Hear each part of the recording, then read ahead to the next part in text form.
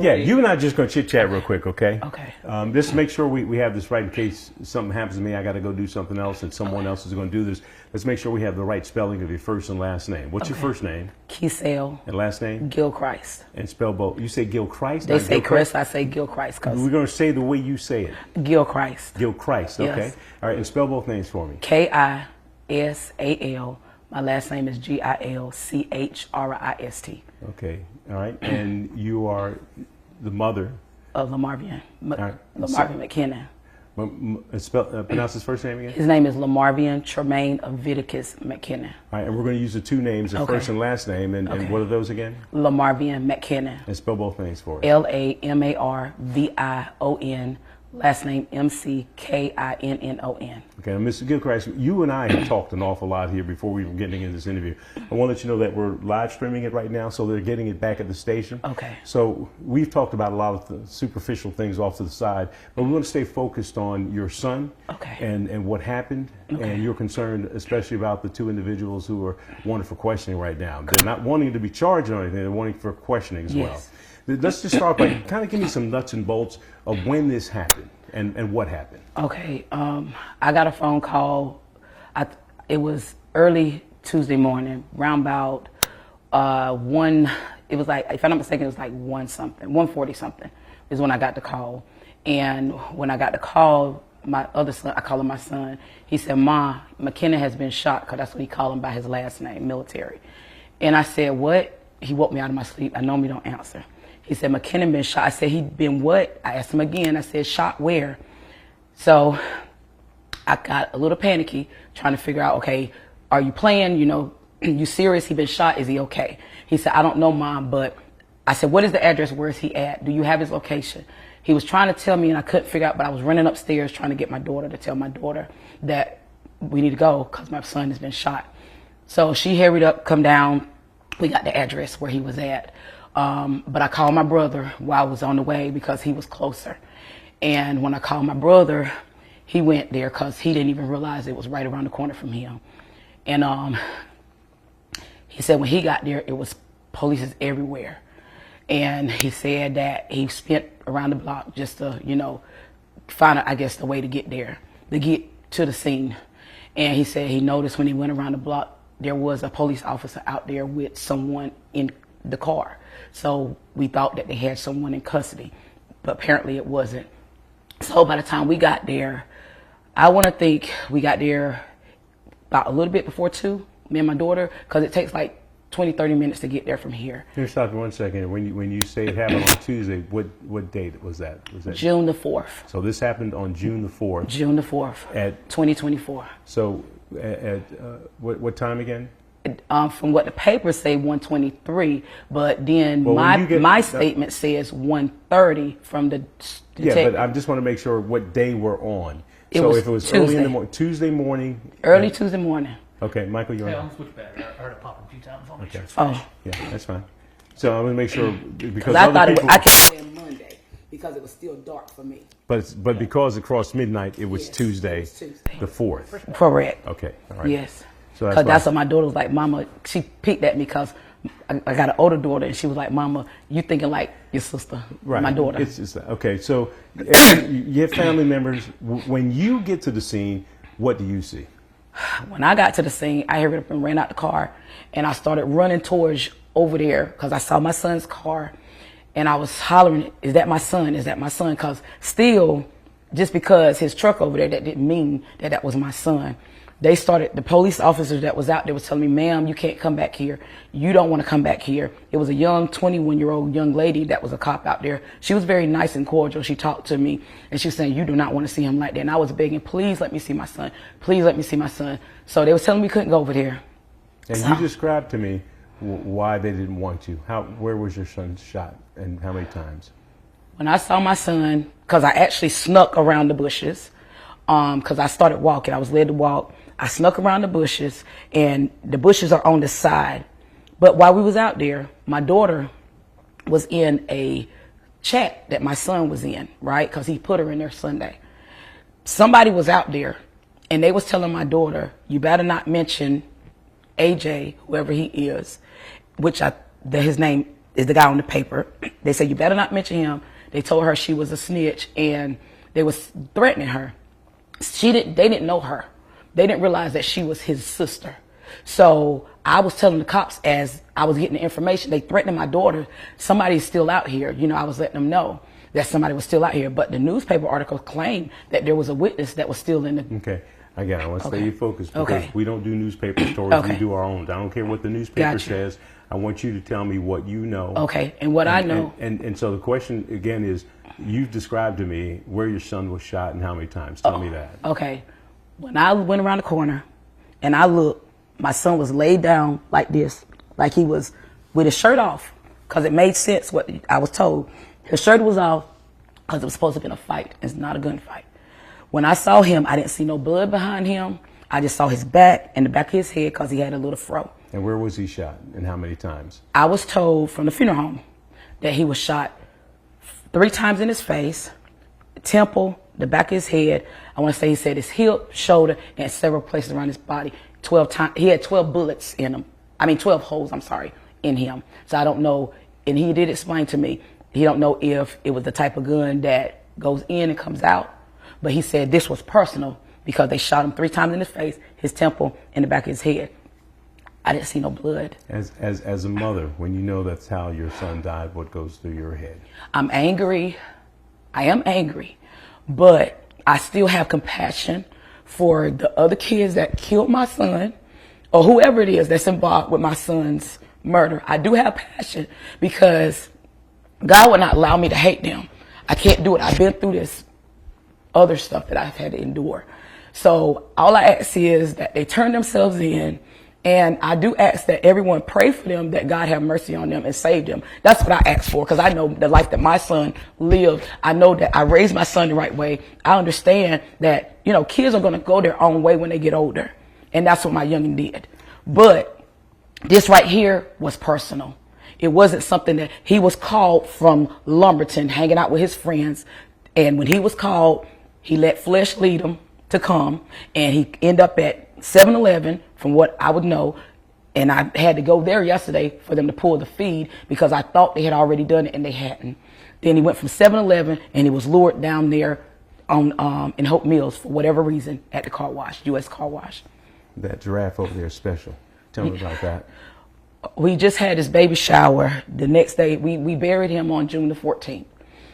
And he told me the same day he got, that Monday, he left me. He normally tells me, he never leaves out the house without saying, "Ma, I love you, bye." But that particular Monday before this happened, I said, "Son," I said, "I want you to get me some water," because I was on my computer working. I said, "I want you to get me some water before you leave because my car had messed up." And he was like, "Okay, Ma, I get it." Apparently, whatever the call was, he forgot. So that Monday early, though, he was telling me, he said, "Mama, don't forget about the baby shower." And I was like, we ain't forgot about it, but I was picking with him because I said, "Your sister, I'm going to let her handle it," because. Turn that on. But this baby, we had the baby shower. This is my grandbaby's heartbeat, that my son is expecting the baby to be here anytime now. Actually, the due date is supposed to be July the 17th, but this baby has been fighting for its life. When the day my son got killed, the next day the baby was contracting the mama. That's your grandson's? This is my grandson's heartbeat. And Turn it on the mama, so we can hear it. I want to hear it. And the mama gave it to me, and close to your mic. the mama gave it to me, and I gave her some things to remember my son, to help her rest, because she's having it bad. And explain what that sound is right now. It's my grandbaby's heartbeat. That's what it is, and it means a lot to me because this is the closest that I have to have with my grandbaby, because she had to go for safety, just to be careful for herself. You got it okay? Okay. Ms. Gilchrist, I know this is tough for you. What do you want to have done here?